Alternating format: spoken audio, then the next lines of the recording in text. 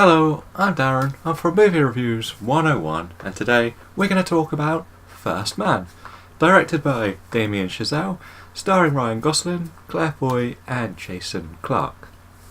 The story here follows the legendary astronaut Neil Armstrong from 1961 to the legendary moon landing in 1969. We get to see how his personal life is affected by different incidents and all of the dealings with the space program that he is involved in or have an immediate reaction to his life. So we're going to jump into the three ups. These are my opinion of the best three parts of this movie, which are going to go straight in with the performances. Ryan Gosling and Claire Foy are fantastic. Gosling makes Neil Armstrong look like the genius he was, but without making him a flary astronaut. Like, we have Buzz Aldrin to be the flair. This is the guy that could get the job done best. He isn't the best PR man, and it would be fair to say he's painted as sort of socially awkward. Well, not socially awkward, but in his head he is talking the right stuff, but it's just not as interesting to the people who have no idea what he's talking about. And this is really interesting because we get to see that whatever happens, he's still got it. He can save missions. He goes all the way, and Foy has to deal with all of the wife stuff where her husband's either in space, on missions, and seeing friends and family in danger all the time.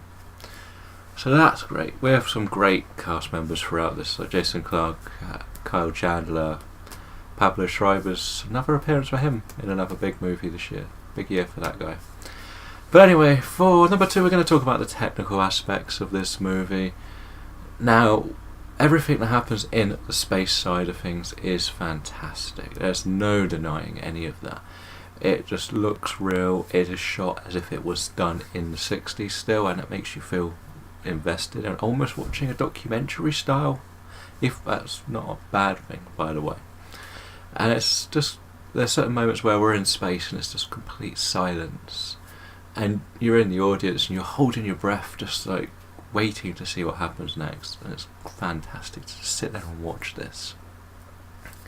And the final one is going to be, well, we know Neil Armstrong's story. We know he ended up landing on the moon, but there is one of the Gemini missions which goes a bit wrong in space, and even though we know nothing's going to happen to him, it's one of the most nail-biting scenes you'll see. That just shows how clever Neil Armstrong was. He could solve the problems in a split second that should have, or most people would have not managed to achieve. So that's going to be number three. So there's the three ups. We're going to have to do three downs. Yeah, I know. We always do this, the three ups, the three downs. This was hard though. The first one is, there are way too many close-ups. I don't mind the mission ones because you're going to be in a tight, claustrophobic environment of Space Shuttle or Apollos or Geminis, etc. And they all make sense, it's fine. But when we have some of the everyday life situations, we're literally just shoving the camera in like Ryan Gosling's face, and it's awkward to be watching sometimes. Just too many of them really put you off. The second one is, this is more of a warning for people who want to go and see the space program only. This is going to be more about his life in this time period. There is a very tragic start. It is also to deal with how him and his wife cope with different tragedies around the space program, not just dealing with going into space and how things got solved. We only see him as an astronaut on his missions, watching friends go on missions. So there. And the final one is, there's something you're used to seeing in a biopic, and I'm not going to say this is a bad thing or a good thing really, but we meet a lot of iconic astronauts here. Like, there is a Jim Lovell that we all know. Yes, we know Buzz and Neil, but there are other astronauts who did achieve big missions. When we roll the end credits, usually we just learn a bit about these people that we didn't learn in the movie. It would have been nice to learn what happened next to Neil. Like, did he go back into space? What did he help achieve after etc., etc. And the same with a few of the others. Jim Lovell, obviously most famous for Apollo 13, the nearly man to the moon, or if you're ever going to see an astronaut in that name.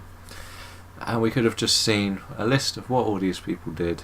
A little bit of reading, yeah, but why invest us to meeting all these astronauts if you don't tell us what they went on to do? But overall, this is one of the best biopics you'll see this year. It does grab your attention. The space scenes are fantastic to watch. The performances are fantastic to watch. Yes, we do have to deal with a bit of real life stuff, but what biopic doesn't give us that, if we're honest? This is going to be one that you should see on the big screen just because of the space scenes. I am going to give this one of the only films this year to get the 5-star. 5 out of 5 from me. Let me know in the comments below what you think about this movie and whether I'm right or wrong about it. But until next time, I'm going to go and do what I do best. Watch movies.